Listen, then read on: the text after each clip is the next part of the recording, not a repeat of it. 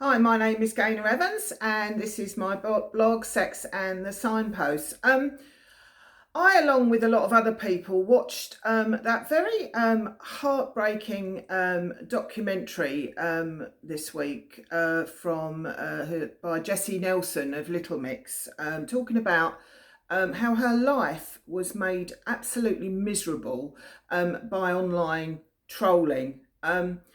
It was shocking actually to see this, and I do understand, and I've been in the position myself where people decide that they're going to attack you, they're going to target you and give you a lot of messaging and sometimes other sort of messages and things and abuse online, and how to deal with this. I mean, for me as an older woman who is got quite a thick skin.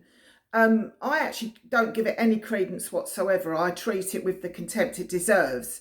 And whenever I have done media pieces in the past, which I have, newspaper articles and things about my lifestyle, I know that I'm going to get some nasty, horrendous remarks.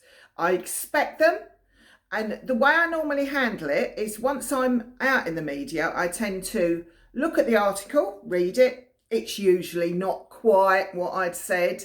There's normally, they've fabricated or, shall we say, embellished bits of it. A lot of it might be numbers and things might be completely wrong. You have to take this on the chin. You're going to talk to the media, you just have to hope that they're going to get most of it true. You just have to go with the flow. If you're going to put yourself out there, there's no point crying in the corner because they've said something that they've messed it up so it looks worse than it was. That aside, I always look at about the first few comments. I will probably guarantee you that for the first 10 comments, say, there would be probably 5 horrendously rude, bitter, twisted, violent, vile comments, and then there would be at least the same amount of positive, good, complimentary ones.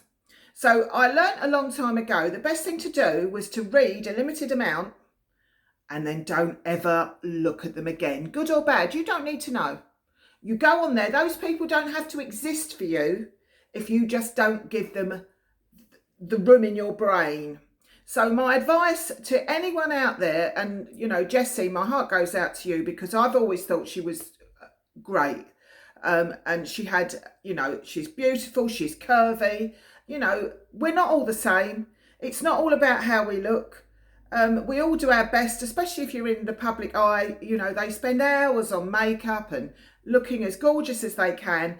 And then somebody comes along and tells them in your head, you've got to really know that it's either jealousy or sour grapes or just a nasty personality that's doing it. And you don't need to give them any space in your head. They don't deserve it. And it upsets me that somebody as beautiful as Jessie Nelson and all the other people that we hear about, and especially the teenage ones that are getting trolled in this fashion, it is appalling. I do agree that the big social media companies should try and do more to prevent it. But I would advise, and I've got, a granddaughter coming up to sort of the age when she hasn't even got a phone yet, but it won't be long, that she is going to get all this sort of shit online, and I will be advising her exactly how to handle it. If you delete things, if people start bothering you, you block them. You just block them. Simple. You don't even have to give it a second thought. Just block. Don't read it. The moment you realise it's nasty, don't even read it. Or better still, don't look at the comments. You don't need to know what they think of you.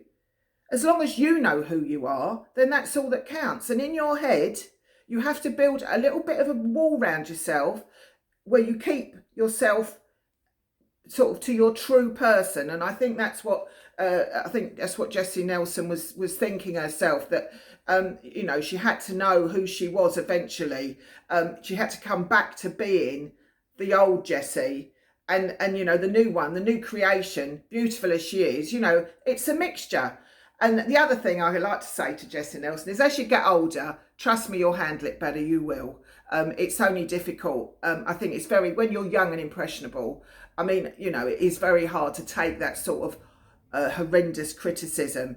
But you have to learn and have your inner voice tell you that it's okay because you know who you are, and you're not. It's not true. It does eat away at you, but my advice, please delete, block, don't read it. Don't give it the headspace. It doesn't deserve it. I mean, as a child, I could relate to some of the people, especially I think the people with the ginger hair, because actually I am a redhead.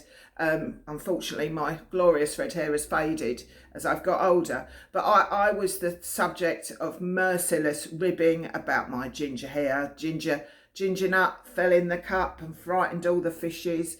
As if that wasn't enough, I was quite a biggish girl.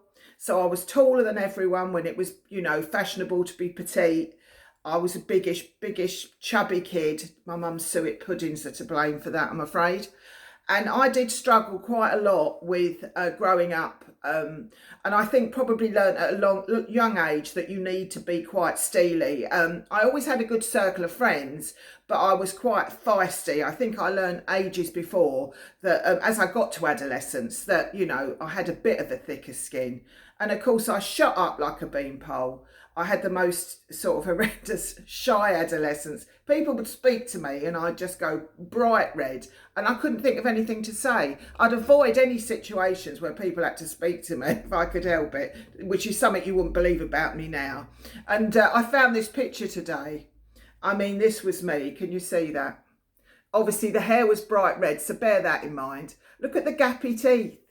And that was me. I think I was probably about 10, I'm guessing.